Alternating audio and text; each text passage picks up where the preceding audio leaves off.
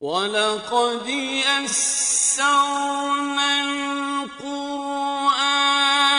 لِلذِّكْرِ فَهَلْ مِن مُّدَّكِرٍ۔ اور ہم نے قرآن کو سمجھنے کے لیے آسان کر دیا، تو کوئی ہے جو سوچے سمجھے۔ صوت القرآن، قرآن کی آواز۔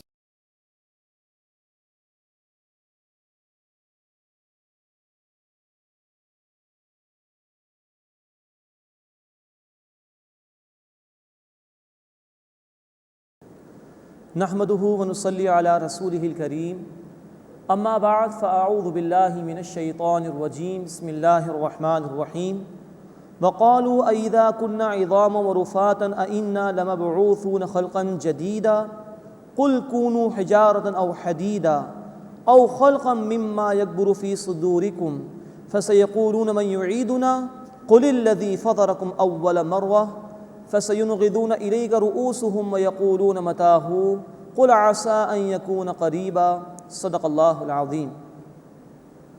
سورہ بنی اسرائیل آیت نمبر 49 سے ہم اپنا مطالعہ شروع کر رہے ہیں۔ 5ویں رکوع کا بیان جاری ہے اور آخرت کے انکار کرنے والے لوگوں کا ذکر آ رہا ہے۔ وقالوا أئذا كنا عظاما ورفاتا، اور انہوں نے کہا کہ کیا جب ہم ہڈیاں اور ریزہ ریزہ ہو جائیں گے، أئنا لمبعوثون خلقا جديدا، کیا ہم دوبارہ زندہ کیے جائیں گے؟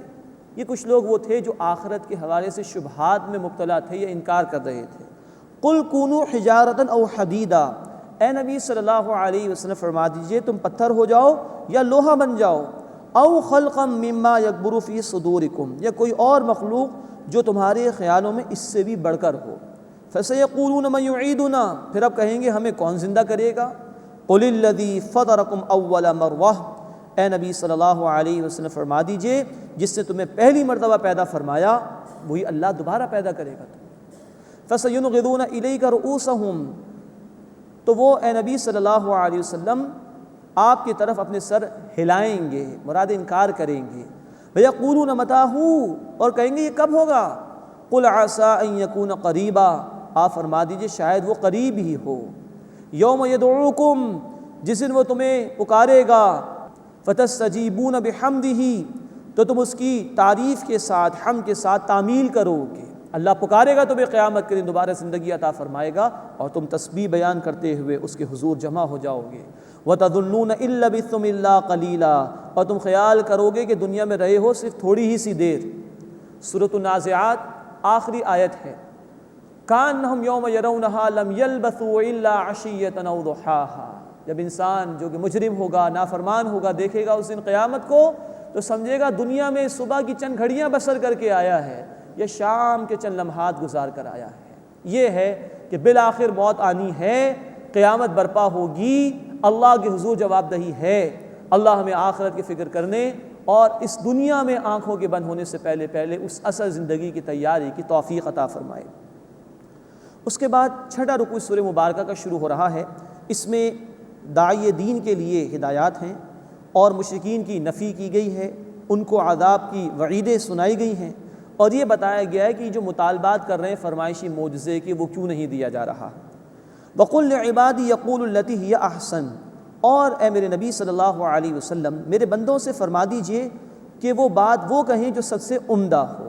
إِنَّ الشَّيْطَانَ يَنزَغُ بَيْنَهُمْ، بے شک شیطان ان کے درمیان فساد ڈال دیتا ہے۔ إِنَّ الشَّيْطَانَ كَانَ لِلْإِنسَانِ عَدُوًّا مُبِينًا، بے شک شیطان انسان کا کھلا دشمن ہے۔ یہ اللہ کے رسول صلی اللہ علیہ وسلم کے ذریعے سے صحابہ کرام کو اور ہمیں ہدایت دی گئی ہے کہ جب بندہ دین کی دعوت کا کام کر رہا ہو تو شیطان کبھی نہیں چاہے گا یہ کام آگے بڑھے، وہ ورغلانے کی کوشش کرتا ہے، وہ انسان کو دین کی دعوت سے روکنے کی کوشش کرتا ہے۔ تو اللہ تعالیٰ کہہ رہے ہیں کہ میرے نبی صلی اللہ علیہ وسلم میرے بندوں سے کہہ دیجئے عمدہ بات کہیں۔ سورہ حامیم السجدہ آیت نمبر 34 میں ذکر ہے ادفع باللتی ہی احسن، برائی کا جواب بھلائی سے دو۔ فَإِذَا الَّذِي بَيْنَكَ وَبَيْنَهُ عَدَاوَةٌ كَأَنَّهُ وَلِيٌّ حَمِيمٌ، پھر تم دیکھو گے کہ تمہارے اور جس کے درمیان دشمنی تھی وہ تمہارا گرم جوش دوست بن جائے گا۔ تو دین کی دعوت کے دوران ایک داعی دین کو اپنی انا کو فنا کرنا ہوتا ہے اور برائی کا جواب بھلائی سے دینا ہوتا ہے، تبھی شیطان کے حملے سے ہم بچ سکیں گے۔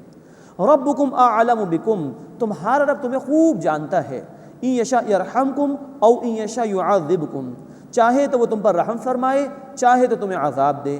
وما ارسلناک علیہم وکیلا، اور اے نبی صلی اللہ علیہ وسلم ہم نے آپ کو ان پر داروغہ بنا کر نہیں بھیجا۔ مراد یہ کہ زبردستی بنوانا آپ کی ذمہ داری نہیں، یہی بات آئی ہے سورۃ الغاشیہ آیت نمبر 20 اور 21 میں۔ فذکر، اے نبی تذکیر کیجئے، انما انت مذکر، آپ نصیحت کرنے والے ہیں، لست علیہم بمسیطر، آپ ان پر داروغہ نہیں ہیں، بالجبر قبول کرانا آپ کی ذمہ داری نہیں ہے۔ وَرَبُّكَ أَعْلَمُ بِمَنْ فِي السَّمَاوَاتِ وَالْأَرْضِ، اور آپ کا رب خوب جانتا ہے جو کوئی آسمانوں میں ہے اور زمین میں ہے۔ وَلَقَدْ فَضَّلْنَا بَعْضَ النَّبِيِّينَ عَلَى بَعْضٍ، اور یقیناً ہم نے بعض انبیاء کو بعض پر فضیلت دی۔ یہ ذکر پہلے بھی آ چکا ہے سورۃ البقرہ آیت نمبر 253 میں، تیسرے پارے کے آغاز۔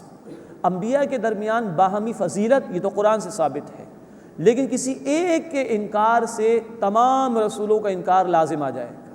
اہل ایمان کا قول ہم پڑھ چکے سورۃ البقرہ آیت نمبر 285، لا نفرق بین احد من رسولی، ہم اللہ کے رسولوں میں سے کسی ایک میں بھی تفریق نہیں کرتے۔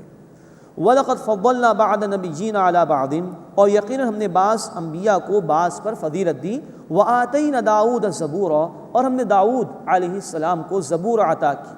قُلِ ادْعُوا الَّذِينَ زَعَمْتُم مِّن دُونِهِ، اے نبی صلی اللہ علیہ وسلم کہیے، پکارو انہیں جن کو تم اللہ کے سوا گمان کرتے ہو کہ وہ معبود ہیں۔ فَلَا يَمْلِكُونَ كَشْفَ الضُّرِّ عَنْكُمْ وَلَا تَحْوِيلًا، بس وہ اختیار نہیں رکھتے تم سے تکلیف کو دور کرنے کا اور نہ ہی اس کو ٹالنے کا۔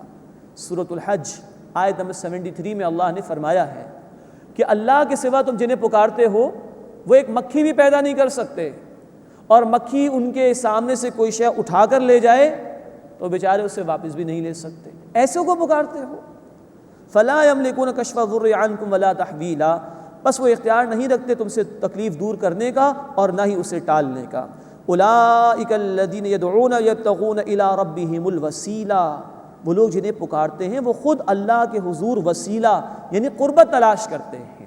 اب یہ بتوں کے علاوہ انسانوں کے حوالے سے بات ہو رہی، اللہ کے سوا پکارا جب گیا کسی کو تو لوگوں نے اللہ کے محبوب بندوں کو بھی پکارا ہے، رسولوں کو بھی پکارا ہے۔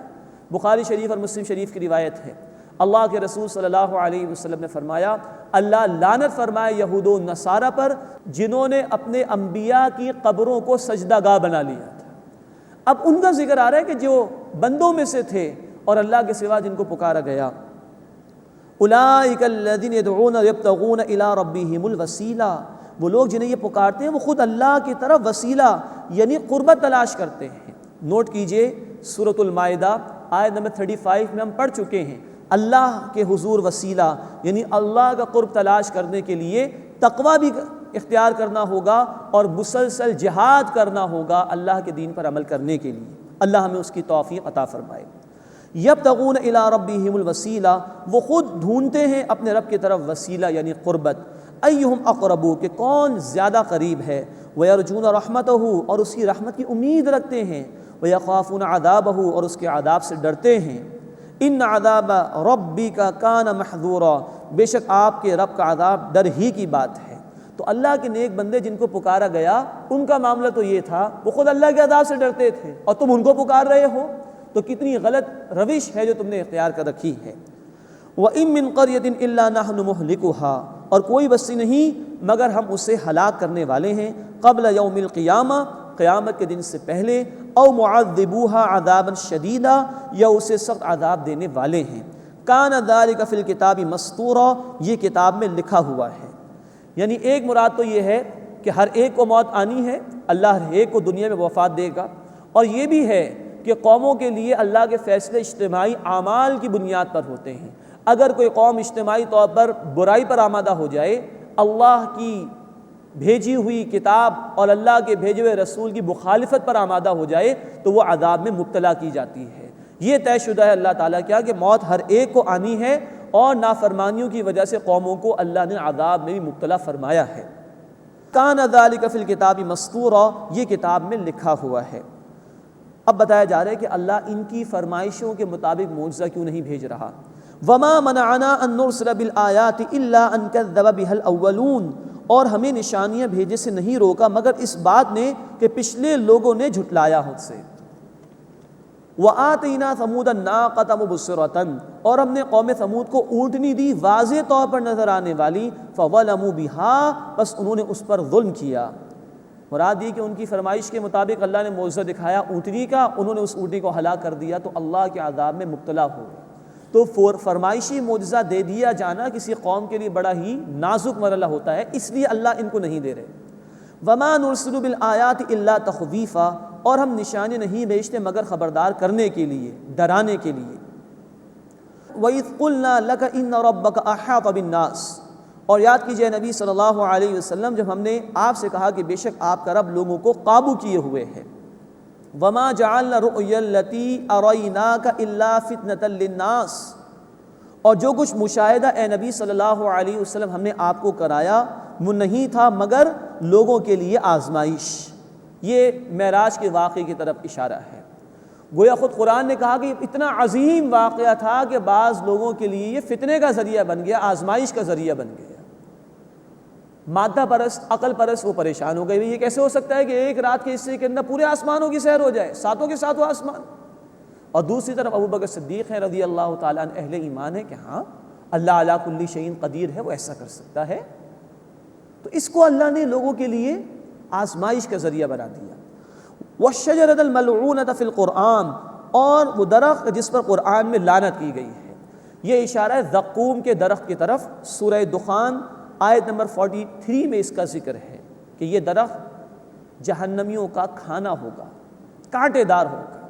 اس پر مشرکین نے اعتراض کر دیا کہ ایک طرف آگ سے ڈراتے ہیں اور دوسری طرف کہتے ہیں کہ آگ کے اندر، جہنم کے اندر درخت بھی اگے گا، جبکہ آگ لکڑی کو جلا دیتی۔ یہ ہے آزمائش کا معاملہ۔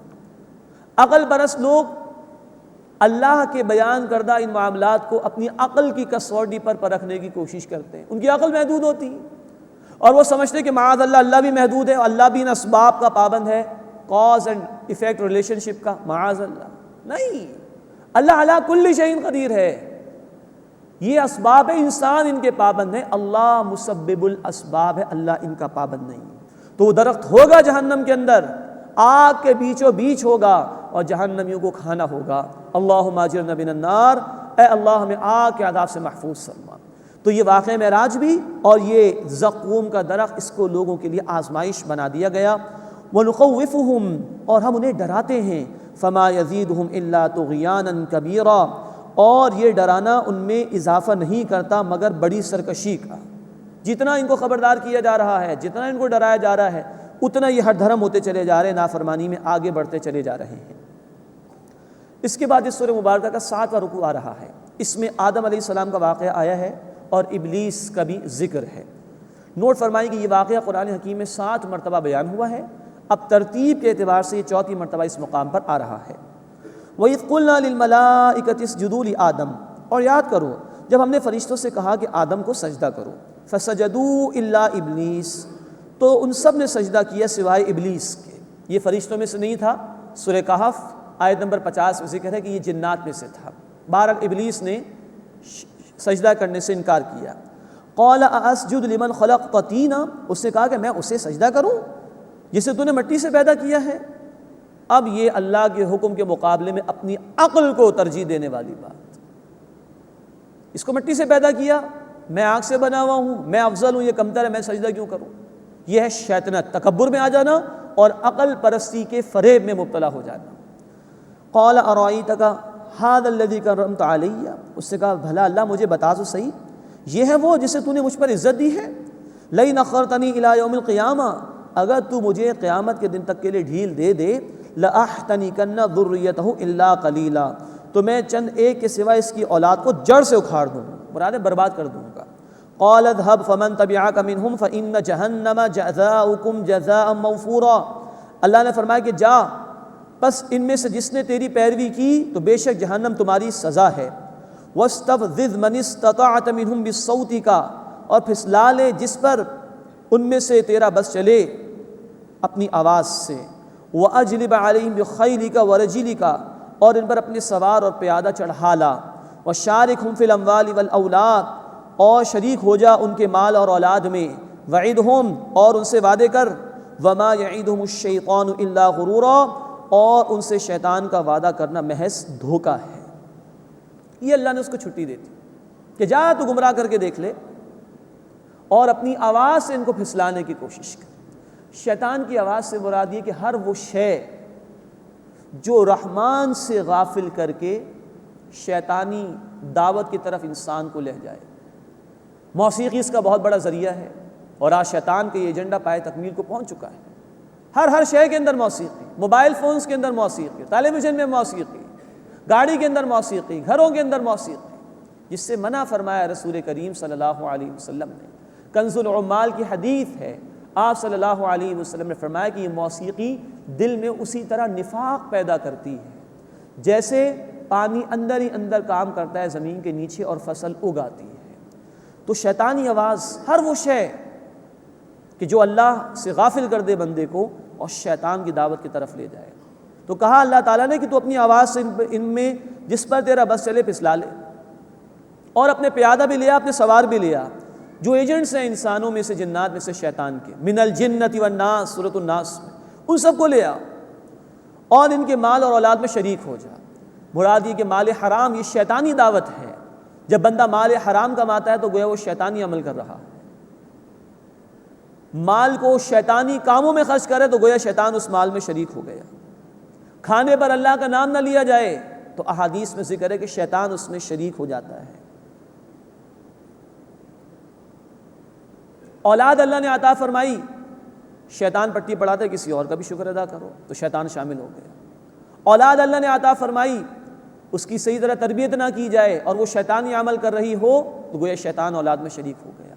یہ ہیں شیطانی منصوبے، اللہ ہمیں اس سے بچنے کی توفیق عطا فرمائے۔ وعیدہم، اور ان سے وعدے کر، وما یعیدہم الشیطان الا غرورا، اور ان سے شیطان کا وعدہ محض دھوکہ ہے، فریب ہے۔ ان عبادی لیس لک علیہم سلطان، بے شک میرے بندوں پر تیرا کوئی زور نہیں ہے۔ اب یہاں اللہ کے بندے وہ جو اللہ کے ذکر سے سرشار ہوں، اللہ کی اطاعت کرنے والے، اللہ کو یاد رکھنے والے، ان پر شیطان حاوی نہیں ہو سکتا۔ قرآن ہمیں بتاتا ہے سورہ الزخرف آیت 36 میں، وَمَن يَعْشُ عَن ذِكْرِ الرَّحْمَنِ نُقَيِّضْ لَهُ شَيْطَانًا فَهُوَ لَهُ قَرِينٌ، جو رحمان کے ذکر سے ہٹتا ہے، غفلت کرتا ہے، اس پر ہم شیطان کو مقرر کر دیتے ہیں، وہ اس کا ساتھی بن جاتا ہے۔ تو جو اللہ کے ذکر سے سرشار ہوں، اللہ کی اطاعت پر کاربند ہوں، اللہ کے بندے بن کر رہیں، شیطان کا زور ان پر نہیں چل سکتا۔ نوٹ فرمائیے، اگر اللہ نے شیطان کو اتنی مہلت اور ڈھیل دی ہے کہ وہ انسان کو بہکانے کی کوشش کرے، تو اسی اللہ نے اپنا دروازہ کھولا ہے کہ آؤ میری طرف آ جاؤ، مجھ سے پناہ طلب کر لو۔ سورہ حامیم السجدہ آیت نمبر 36، وَإِن مَّا يَنزَغَنَّكَ مِنَ الشَّيْطَانِ نَزْغٌ فَاسْتَعِذْ بِاللَّهِ، جب شیطان کی طرف سے کوئی چوک تمہیں لگ جائے تو اللہ کی پناہ میں آ جاؤ۔ اللہ کی پناہ میں آ جاؤ گے، شیطان تمہارا کچھ بھی بگاڑ نہیں سکے گا۔ وَكَفَىٰ بِرَبِّكَ وَكِيلًا، اور اللہ کافی ہے تمہارے لیے بطور کارساز کے۔ آ جاؤ اس کی پناہ میں، اللہ شیطان کے حملوں سے بچا لے گا۔ رَبُّكُمُ الَّذِي يُزْجِي لَكُمُ الْفُلْكَ فِي الْبَحْرِ، تمہارا رب ہے جو سمندر میں تمہارے لیے کشتیاں چلاتا ہے۔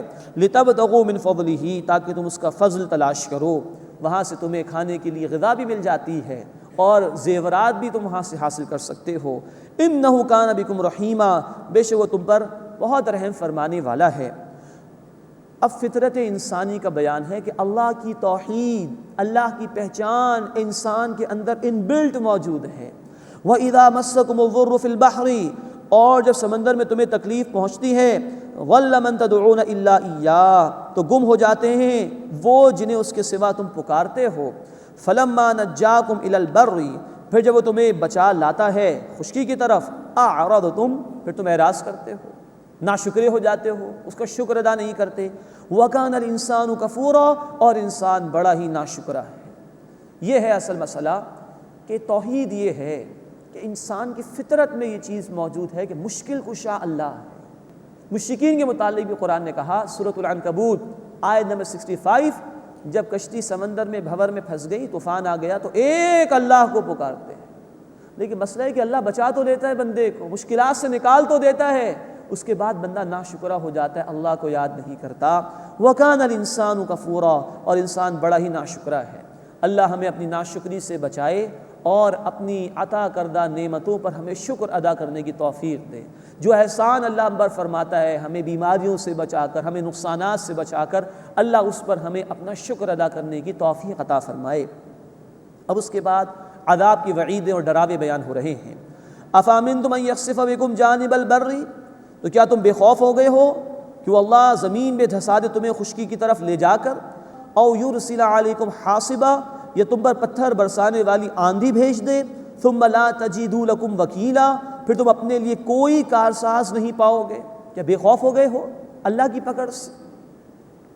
ام امنتم ان یعیدکم فیہ تارۃ اخری، یا تم بے فکر ہو گئے ہو کہ وہ دوبارہ تمہیں سمندر میں لے جائے، فیرسل علیکم قاصفا من الریح، پھر تم پر تیز آندھی بھیج دے، فیغرقکم بما کفرتم، پھر تمہیں ناشکری کے بدلے میں غرق کر دے، ثم لا تجدوا لکم علینا بہ تبیعا، پھر تم اپنے لیے اس پر ہمارا کوئی پیچھا کرنے والا نہ پاؤ۔ کیا تم بے خوف ہو گئے ہو اللہ سے؟ جس نے ایک دفعہ نجات دے دی تمہیں، وہ دوبارہ تمہیں غرق کرنے پر قادر نہیں ہے؟ کیا وہ موت دینے پر قادر نہیں ہے؟ وہ تمہاری پکڑ فرمانے پر قادر نہیں ہے؟ سوچنا چاہیے انسان کو۔ اللہ ہمیں غور و فکر کی دعوت دے اور اپنے عذاب سے محفوظ فرمائے اور اپنا شکر ادا کرنے کی توفیق عطا فرمائے۔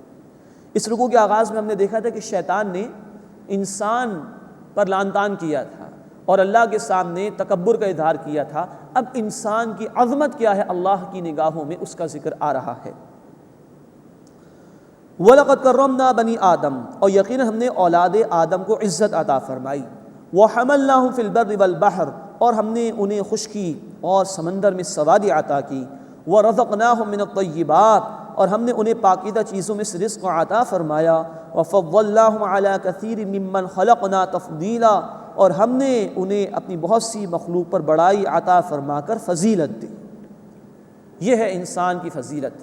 اللہ نے انسان کو اشرف المخلوقات پیدا کیا ہے، کہا تمام مخلوقات پر فضیلت دی ہے، سواریاں عطا فرمائیں خشکی میں بھی اور سمندر میں بھی، پاکیزہ رزق عطا فرمایا، اور کثیر مخلوق جو اللہ نے پیدا فرمائی اس پر فضیلت دی۔ ہم پڑھ چکے اس کی رکوع کے آغاز میں کہ آدم کو یعنی انسان کو سجدہ کرایا گیا ہے فرشتوں سے، یہ اللہ نے مقام دیا انسان۔ یہی ذکر آیا سورۃ التین آیت نمبر 4 میں، لَقَدْ خَلَقْنَا الْإِنسَانَ فِي أَحْسَنِ تَقْوِيمٍ، بے شک ہم نے انسان کو بہترین اندازے میں پیدا کیا۔ لیکن نوٹ فرمائیے، یہی قرآن بتاتا ہے سورۃ التین کی آیت نمبر 5 میں، ثُمَّ رَدَدْنَاهُ أَسْفَلَ سَافِلِينَ، پھر ہم نے انتہائی پستی میں انسان کو ڈال دیا۔ انسان کو اللہ نے عقل اور شعور عطا فرمایا، اللہ نے انسان میں اپنی روح میں سے کچھ پھونکا ہے، اس کے لیے کتابیں نازل فرمائی، رسولوں کو بھیجا۔ اس سب کے بعد اگر انسان اپنی زندگی کے مقصد کو نہ سمجھے، اللہ کی اطاعت اختیار نہ کرے، تو اس سے بدتر کوئی مخلوق نہیں ہو سکتی۔ سورۃ الاعراف میں آیت 179 میں کہا گیا، اولئک کالانعام بل ہم اضل، یہ جانور بلکہ ان سے بھی بدتر ہیں۔ جانوروں کو اللہ نے صلاحیتیں نہیں دی، انسان کو اشرف المخلوقات بنایا، لیکن وہ بھی نری حیوانی زندگی بسر کرے، کھائے پیے اور موج کرے، اور اپنی زندگی کے مقصد کو بھول جائے، آخرت کی تیاری نہ کرے، تو اس سے پھر بدتر مخلوق بھی کوئی نہیں۔ وَفَضَّلْنَاهُمْ عَلَى كَثِيرٍ مِّمَّنْ خَلَقْنَا تَفْضِيلًا، اور ہم نے انہیں اپنی بہت سی مخلوق پر بڑائی عطا فرما کر فضیلت دی۔ اس کے بعد اس سورہ مبارکہ کا 8واں رکوع شروع ہو رہا ہے۔ اس میں حشر کا بیان ہے، عذاب کی وعیدیں سنائی گئی ہیں، اور مشرکین پر عذاب اللہ کی طرف سے نازل ہوا ہے۔ یوم ندعو کل اناس بامامہم، جس دن ہم تمام لوگوں کو بلائیں گے ان کے پیشواؤں کے ساتھ، نافرمانوں کے نافرمان لیڈرز آگے آگے ہوں گے۔ فمن اوتی کتابہ بیمینہ، بس جس کو اس کی کتاب یعنی اعمال نامہ دائیں ہاتھ میں دیا جائے گا، فاولئک یقرؤون کتابہم، تو وہ لوگ اپنا نامہ اعمال پڑھیں گے، ولا یظلمون فتیلا، اور ان پر ایک دھاگے کے برابر بھی ظلم نہیں کیا جائے گا۔ اللہ ہمیں ان لوگوں میں شامل فرمائے کہ جن کا نامہ اعمال سیدھے ہاتھ میں دیا جائے گا۔ اس کے مقابلے میں دوسرا طرز عمل، دوسرا انجام، ومن کان فی ہذہ اعمی، اور جو اس دنیا میں اندھا رہا، فہو فی الآخرۃ اعمی، بس وہ آخرت میں بھی اندھا رہے گا، واضل سبیلا، اور راستے سے بھٹکا ہوا۔ اللہ اس برے انجام سے ہماری حفاظت فرمائے۔ قرآن ہمیں بتاتا ہے سورہ طٰہٰ آیت نمبر 124 میں، کہ جس نے میرے اس ذکر قرآن سے منہ موڑ لیا اس کی زندگی میں تنگ کر دوں گا اور قیامت کے دن اس کو میں اندھا کھڑا کروں گا۔ اللہ اس برے انجام سے ہماری حفاظت فرمائے۔ اس کے بعد خطاب ہے رسول کریم صلی اللہ علیہ وسلم سے، لیکن آپ صلی اللہ علیہ وسلم سے خطاب کر کے مشرکین کو سنایا جا رہا ہے، اور دراصل اس خطاب کے انداز میں نبی صلی اللہ علیہ وسلم کی طرف اللہ کے التفات کا ذکر آ رہا ہے۔ وہ طرح طرح کے مطالبات کر رہے تھے، لیکن اللہ تعالیٰ نے وعدے فرما دیا کہ ہمارے رسول صلی اللہ علیہ وسلم حق سے پیچھے ہٹنے والے نہیں۔ وَإِن كَادُوا لَيَفْتِنُونَكَ عَنِ الَّذِي أَوْحَيْنَا إِلَيْكَ، اے نبی صلی اللہ علیہ وسلم قریب تھا کہ اس وحی سے جو ہم نے آپ کی طرف نازل کی ہے وہ آپ کو پھسلا دیں، لِتَفْتَرِيَ عَلَيْنَا غَيْرَهُ، تاکہ آپ ہم پر اس کے سوا کچھ جھوٹ باندھ لیں، وَإِذًا لَاتَّخَذُوكَ خَلِيلًا، اور اس صورت میں یقیناً وہ آپ کو دوست بنا لیتے، وَلَوْلَا أَن ثَبَّتْنَاكَ، اور اگر ہم آپ کو ثابت قدم نہ رکھتے۔ یہ التفات ہوا اللہ کا، اللہ نے ثبات عطا فرمایا اپنے رسول صلی اللہ علیہ وسلم کو۔ وَلَوْلَا أَن ثَبَّتْنَاكَ، اور اگر ہم آپ کو ثابت قدم نہ رکھتے، لَقَدْ كِدتَّ تَرْكَنُ إِلَيْهِمْ شَيْئًا قَلِيلًا، تو یقیناً آپ ان کی طرف کچھ مائل ہونے لگے تھے۔ اِذًا لَأَذَقْنَاكَ ضِعْفَ الْحَيَاةِ وَضِعْفَ الْمَمَاتِ، بالفرض اگر ایسا ہو جاتا اس صورت میں ہم آپ کو زندگی میں بھی دوہری سزا دیتے اور موت کے بعد بھی دوہری سزا دیتے۔ ثُمَّ لَا تَجِدُ لَكَ عَلَيْنَا نَصِيرًا، پھر آپ اپنے لیے ہمارے مقابلے میں کوئی مددگار بھی نہیں پاتے۔ نوٹ فرمائیے، خطاب ہے رسول کریم صلی اللہ علیہ وسلم سے، لیکن سنایا جا رہا ہے مشرکین کو۔ ہمارے یہ حبیب صلی اللہ علیہ وسلم حق سے دور ہونے والے نہیں، قرآن اصل معجزہ ہے، یہ اسی پر کاربند رہیں گے، اس کے مقابلے میں کوئی اور شے نہیں دی جائے گی، اور اللہ حفاظت فرمانے والا اپنے حبیب صلی اللہ علیہ وسلم کی، تمہاری تمام تر کوششیں ان کو ہٹانے کی ناکام ہو جائیں گی۔ تو گویا انہی الفاظ میں التفات ہے اللہ کے حبیب صلی اللہ علیہ وسلم کی طرف، اور رد کیا جا رہا ہے مشرکین کے مطالبات کا، اور ان کی مخالفت کی نفی کی جا رہی ہے اللہ تعالیٰ کی طرف سے۔ مزید نوٹ فرمائیے کہ دیکھیے جن کے رتبے بلند ہوتے ہیں ان کی مشکلات بھی زیادہ ہوتی ہیں۔ دوہرا عذاب زندگی کا، دوہرا عذاب موت کے بعد، یقیناً ایسا نہیں ہے رسالت میں آپ صلی اللہ علیہ وسلم کے ساتھ، لیکن ہمیں سمجھایا گیا کہ جتنا مقام بلند ہو پوزیشن بھی اتنی ہی حساس ہو جاتی ہے، ریوارڈ بھی بہت عمدہ ہوتا ہے، پنشمنٹ بھی بڑی شدید ہوتی ہے۔ یہی کچھ بیان ہوا ازواج مطہرات کے حوالے سے۔ سورۃ الاحزاب آیت نمبر 30 میں بیان ہے کہ بالفرض اگر ازواج مطہرات میں سے کوئی برائی کا ارتکاب کرتی تو دوہری سزا، اور اسی سورۃ الاحزاب میں آیت نمبر 31 میں بیان ہے کہ ازواج مطہرات میں سے کوئی بھی نیک عمل کریں گی تو اللہ دوہرا ثواب عطا فرمائے گا۔ اصل میں یہ مقام کو واضح کیا گیا ہے کہ جتنا اونچا مقام مشکلات بھی اتنی زیادہ، انعام بھی اتنا زیادہ ہے، اور اگر اللہ نہ کرے کوئی پکڑ کا معاملہ تو وہ بھی شدید ہے۔ لیکن یہ امت کو اصل میں سنایا گیا کہ وہ اپنے مقام کو بھی سمجھے کہ اس امت کو اللہ نے بہترین امت قرار دیا ہے، اگر یہ نافرمانی پر آ جائے تو سزا بھی بڑی شدید ہوگی، اور ہاں یہ امت اپنی ذمہ داری کی ادائیگی پر آ جائے تو بڑے انعامات اللہ کی طرف سے۔ سورہ آل عمران آیت نمبر 110 ہمیں کہا گیا تم بہترین امت ہو، لوگوں کے لیے تمہیں پیدا کیا گیا ہے، تم نیکی کا حکم دو گے اور برائی سے منع کرو گے۔ تو ہمیں اپنے مقام کا بھی احساس کرنا چاہیے، اللہ ہمیں اس کی ذمہ داری ادا کرنے کی توفیق عطا فرمائے۔ اب مزید التفات آ رہا ہے رسول کریم صلی اللہ علیہ وسلم کے لیے، وَإِن كَادُوا لِيَسْتَفِزُّونَكَ مِنَ الْأَرْضِ، اور قریب تھا کہ وہ آپ کو کمزور کر کے اس زمین سے پھسلا دیں، لِيُخْرِجُوكَ مِنْهَا، تاکہ آپ کو یہاں سے نکال دیں، وَإِذًا لَا يَلْبَثُونَ خِلَافَكَ إِلَّا قَلِيلًا، اور اس صورت میں تو وہ آپ کے پیچھے نہیں ٹھہر پاتے مگر بہت ہی کم۔ اب یہ التفات اللہ کے رسول صلی اللہ علیہ وسلم کے لیے کہ یہ مشرکین مکہ کی کوششیں ہو رہی ہیں آپ کو اس سرزمین یعنی مکہ سے نکالنے کی، اگر یہ کامیاب ہو جائیں اس میں، یعنی کہ ہجرت کا معاملہ ہو جائے تو اس کے بعد یہ بچیں گے نہیں، اور ایسے ہی ہوا، بدر سے ہی ان کے اوپر اللہ کی عذاب کی قصے آنا شروع ہو گئیں اور 70 مشرک مارے گئے، 70 قید کیے گئے غزوہ بدر کے موقع پر۔ سنت من قد ارسلنا قبلک من رسلنا، آپ سے پہلے جو رسول ہم نے بھیجے یہی طریقہ چلا آ رہا ہے، ولا تجد لسنتنا تحویلا، اور آپ ہمارے قانون میں کوئی تبدیلی نہیں پائیں گے۔ یعنی جب بھی قوموں نے رسولوں کی مخالفت کی، ان کو اپنے ہاتھ سے نکالنے کی کوشش کی، بالآخر وہ اللہ کے عذاب میں مبتلا ہو گئے۔ اس کے بعد 9واں رکوع اس سورہ مبارکہ کا شروع ہو رہا ہے۔ اس میں 5 نمازوں کے حوالے سے ذکر ہے، نماز تہجد کا بیان ہے، ہجرت کا بھی بیان ہے، غلبہ دین کا ذکر ہے، اور قرآن حکیم کے حوالے سے بھی گفتگو آئی ہے۔ اقم الصلاۃ لدلوک الشمس الی غسق اللیل، سورج کے ڈھلنے سے لے کر رات کے اندھیرے تک نماز قائم کیجیے۔ مراد ہے کہ زوال کا وقت، اس وقت ظہر کی نماز، اور رات تک عشاء کی نماز، یہ 4 نمازیں ہو گئیں۔ وقرآن الفجر، اور صبح کا قرآن، یہ نماز فجر کی طرف اشارہ ہے، اس لیے اللہ کے رسول صلی اللہ علیہ وسلم تمام فرض نمازوں میں سب سے طویل قرات فرماتے تھے فجر کی نماز میں۔ وقرآن الفجر، اور فجر کا قرآن یعنی نماز فجر۔ ان قرآن الفجر کان مشہودا، بے شک صبح کے قرآن کا مشاہدہ کیا جاتا ہے۔ مراد ہے کہ فرشتے آتے ہیں اس وقت، اور رات والے فرشتے جا رہے ہوتے ہیں، دن والے فرشتے آ رہے ہوتے ہیں۔ یہ تفصیل بخاری شریف کی حدیث میں موجود ہے۔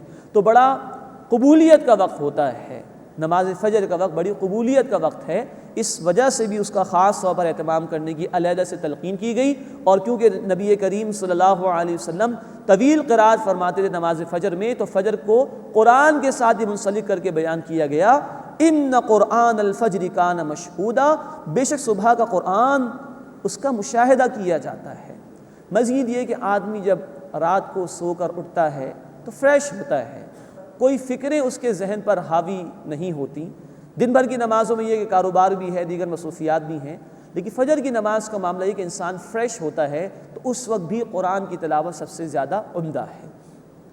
وَمِنَ اللَّيْلِ فَتَہَجَّدْ بِهِ، اور رات کے کچھ حصے میں قرآن کے ساتھ بیدار رہیے۔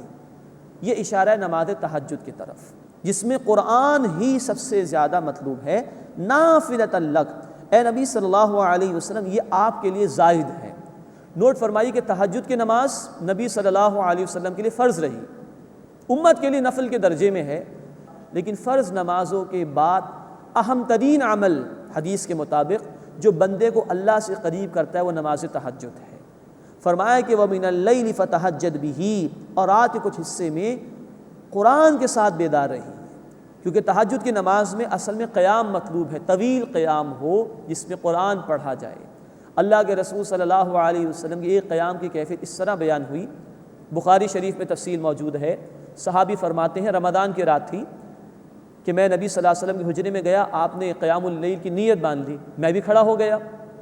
فرمایا کہ اللہ کے رسول صلی اللہ علیہ وسلم نے سورۃ البقرہ مکمل پڑھ لی، سورہ آل عمران بھی مکمل، سورہ نساء بھی مکمل، سورہ مائدہ شروع کی، میں چلا گیا رکعت توڑ۔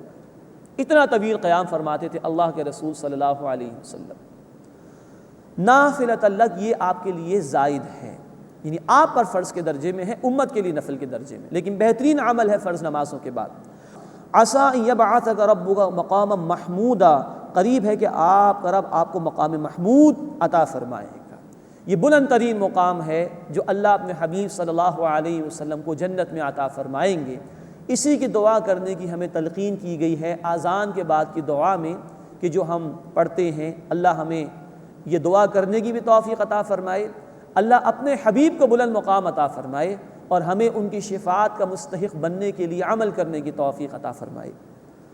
وَقُلْ رَبِّ أَدْخِلْنِي مُدْخَلَ صِدْقٍ، اور اے نبی صلی اللہ علیہ وسلم یہ دعا کیجئے، اے میرے رب مجھے داخل فرما سچائی کا داخل کرنا، وَأَخْرِجْنِي مُخْرَجَ صِدْقٍ، اور مجھے نکال سچائی کا نکالنا، وَاجْعَلْنِي مِن لَّدُنْكَ سُلْطَانًا نَصِيرًا، اور اپنی جناب سے مجھے عطا فرما غلبہ، مدد دیے جانے والا۔ یہ جامع ترمذی کی حدیث ہے۔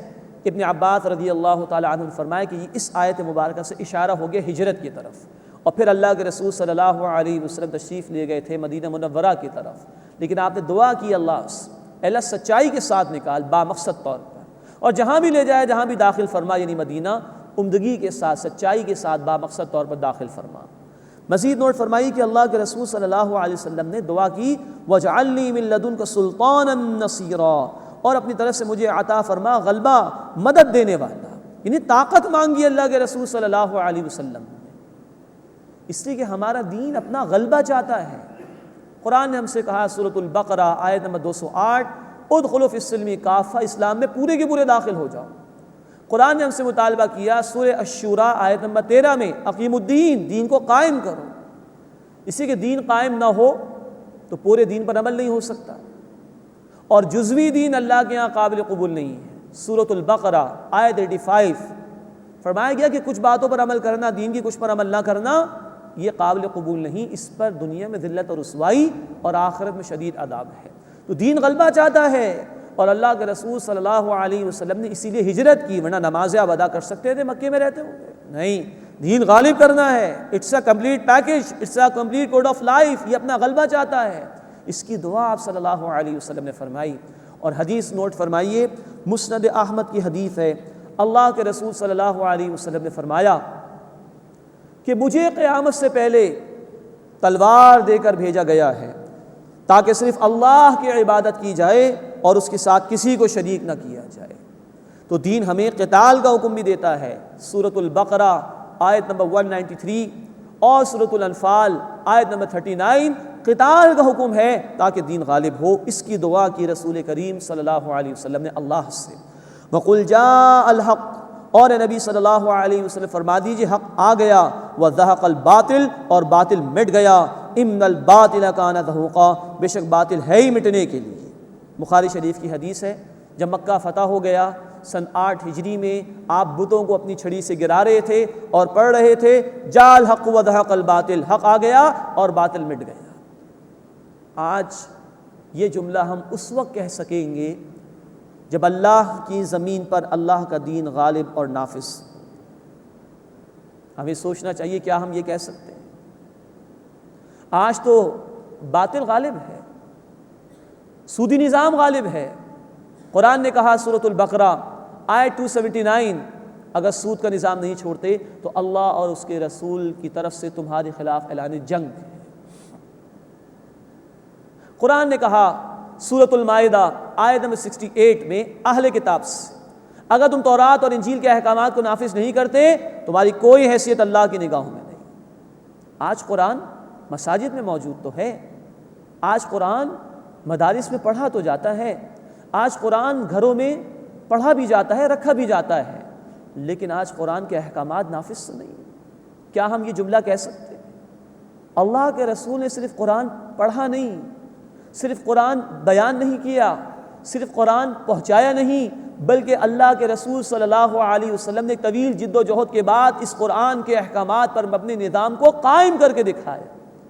تب آپ نے یہ جملہ کہا فتح مکہ کے موقع پر، جاء الحق وزهق الباطل، حق آ گیا اور باطل مٹ گیا، ان الباطل کان زہوقا، بے شک باطل ہے ہی مٹنے کے لیے۔ آج یہ تقاضا ہم سے ہے، آج دنیا سسک رہی ظلم اور بے انصافی کی وجہ سے، ہمارے پاس اللہ کا یہ حق موجود ہے، ہمارے پاس اللہ کے رسول صلی اللہ علیہ وسلم کا اسوہ حسنہ موجود ہے۔ اب انسانیت تک یہ پیغام پہنچانا ہماری ذمہ داری ہے، اور اس کے لیے جد و جہد کرنا یہ 23 برس کی سنت ہے رسول کریم صلی اللہ علیہ وسلم کی، اس پر عمل کرنا آج ہماری ذمہ داری ہے۔ اللہ ہمیں اس کی توفیق عطا فرمائے۔ تبھی آیت ہم پڑھیں گے تو اس کا لطف ہمیں آئے گا کہ جب دین غالب ہو جائے، حق نافذ ہو جائے اور باطل مٹ جائے، تبھی اس آیت کا لطف آئے گا انشاءاللہ۔ ان الباطل کان زہوقا، بے شک باطل ہے ہی مٹنے کے لیے۔ وَنُنَزِّلُ مِنَ الْقُرْآنِ مَا هُوَ شِفَاءٌ وَرَحْمَةٌ لِّلْمُؤْمِنِينَ، اور جو ہم قرآن میں سے نازل کرتے ہیں وہ اہل ایمان کے لیے شفا اور رحمت ہے۔ وَلَا يَزِيدُ الظَّالِمِينَ إِلَّا خَسَارًا، اور ظالموں کے لیے اضافہ نہیں ہوتا سوائے نقصان اور خسارے کے۔ ہم پڑھ چکے ہیں سورہ یونس آیت 57 میں، یہ قرآن موعظہ ہے اور یہ شفاء لما فی الصدور ہے، یہ دلوں کو نرم کرنے والی کتاب ہے، یہ دلوں کی بیماریوں کا علاج کرنے والی کتاب ہے۔ یہ بغض، تعصب، تکبر، عناد، دنیا کی محبت، آخرت سے غفلت، ان تمام بیماریوں کا علاج کرنے والی کتاب ہے۔ فرمایا کہ جو کچھ ہم قرآن میں سے نازل کرتے ہیں وہ اہل ایمان کے لیے شفا اور رحمت ہے۔ وَلَا يَزِيدُ الظَّالِمِينَ إِلَّا خَسَارًا، اور ظالموں کے لیے اضافہ نہیں ہوتا مگر خسارے کا۔ اس لیے کہ اگر نیت درست نہ ہو، دل میں تڑپ اور لگن نہ ہو تو قرآن سے گمراہی ہی ملے گی۔ جیسے انسان کا معدہ اگر درست ہو تو معمولی غذا بھی اس کے لیے فائدہ مند ہوگی، اور معدہ اسٹمک اگر خراب ہو تو بہترین غذا بھی بیماری میں تکلیف میں اضافے کا ذریعہ بن جائے گی۔ یہی معاملہ قرآن حکیم کے حوالے سے، یہی اللہ کی ہدایت کا قانون ہے کہ اگر قبول کرنا چاہو گے، لگن ہوگی، تڑپ ہوگی، اللہ ہدایت عطا فرما دے گا اس قرآن کے ذریعے سے۔ انکار ہوگا، تکبر ہوگا، مخالفت ہوگی، دنیا کے محبت میں مبتلا ہوگے تو گمراہی کے سوا کچھ نہیں ملے گا۔ وَلَا يَزِيدُ الظَّالِمِينَ إِلَّا خَسَارًا، اور ظالموں کے لیے اضافہ نہیں ہوتا مگر صرف نقصان اور خسارے کا۔ وَإِذَا أَنْعَمْنَا عَلَى الْإِنسَانِ أَعْرَضَ وَنَأَىٰ بِجَانِبِهِ، اور جب ہم انسان کو نعمت عطا کرتے ہیں تو وہ اعراض کرتا ہے اور پہلو پھیر لیتا ہے۔ وَإِذَا مَسَّهُ الشَّرُّ كَانَ يَئُوسًا، اور جب اسے تکلیف پہنچتی ہے تو وہ مایوس ہو کر رہ جاتا ہے۔ ایمان نہ ہو تو یہ طرز عمل سامنے آتا ہے۔ ذرا اللہ نعمت عطا فرما دے، انسان بھول جاتا اللہ، اور ذرا تکلیف آ جائے تو مایوس ہو کر رہ جاتا ہے۔ جبکہ اہل ایمان کی شان یہ، جو بخاری شریف میں الفاظ ہیں، کہ جب مومن کو نعمت ملتی ہے تو وہ شکر ادا کرتا ہے، تکبر نہیں کرتا، اور مصیبت آتی ہے تو اللہ کا حکم سمجھتا ہے، صبر کرتا ہے، ہر معاملے میں خیر ہی خیر ہے اس کے لیے۔ لیکن ایمان نہ ہو تو پھر یہ گھٹیا کردار، پست کردار سامنے آتا ہے۔ قُلْ كُلٌّ يَعْمَلُ عَلَىٰ شَاكِلَتِهِ، اے نبی صلی اللہ علیہ وسلم فرما دیجئے ہر ایک اپنے ڈھب پر کام کر رہا ہے، اپنی وسعت کے مطابق کام کر رہا ہے۔ اللہ نے انسان کو پیدا فرمایا، اس کو مختلف فیکلٹیز بھی دی ہیں اور صلاحیتیں بھی دی ہیں، ہر ایک کی صلاحیت جدا ہے۔ کسی کو بہتر ماحول ملا دین کے اعتبار سے، کسی کو نافرمانی کا ماحول ملا، کسی کو مالی طور پر زیادہ نواز اللہ نے، کسی کو کم نواز، کسی کو ذہنی صلاحیت زیادہ دی، کسی کو کم دی۔ اللہ جانتا ہے کہ میں نے بندے کو کیا عطا کیا، اور اسی کے مطابق ہی اللہ کے ہاں ہماری اکاؤنٹیبلٹی، محاسبہ ہوگا۔ سورۃ البقرہ آیت 286 میں اللہ نے فرمایا لا یکلف اللہ نفسا الا وسعها، اللہ کسی انسان کو اس کی وسعت، اس کی کیپیسٹی سے زیادہ مکلف نہیں ٹھہراتا۔ تو اللہ دیکھ لے گا کہ انسان کو کیا ماحول ملا، کیسی صلاحیتیں ملیں، کیسے مواقع ملے، اس کے اعتبار سے ہی اللہ محاسبہ فرمائے گا۔ لیکن یہ ضرور دیکھنا چاہیے انسان کو کہ جتنی صلاحیت ہے اتنا تو وہ عمل کرنے کی کوشش کرے۔ قُلْ كُلٌّ يَعْمَلُ عَلَىٰ شَاكِلَتِهِ، اے نبی صلی اللہ علیہ وسلم فرما دیجئے ہر ایک اپنے ڈھب پر اپنی وسعت کے مطابق کام کرتا ہے۔ فَرَبُّكُمْ أَعْلَمُ بِمَنْ هُوَ أَهْدَىٰ سَبِيلًا، بس آپ کا رب خوب جانتا ہے اسے کہ کون سیدھے راستے پر ہے۔ اللہ ہمیں سیدھے راستے کی ہدایت عطا فرمائے۔ جو صلاحیت اللہ نے ہمیں عطا فرمائی ہیں، اللہ اس کا بہترین استعمال کرتے ہوئے اپنی اطاعت کی توفیق ہمیں عطا فرمائے۔ آمین یا رب العالمین۔ وآخر دعوانا ان الحمد للہ رب العالمین۔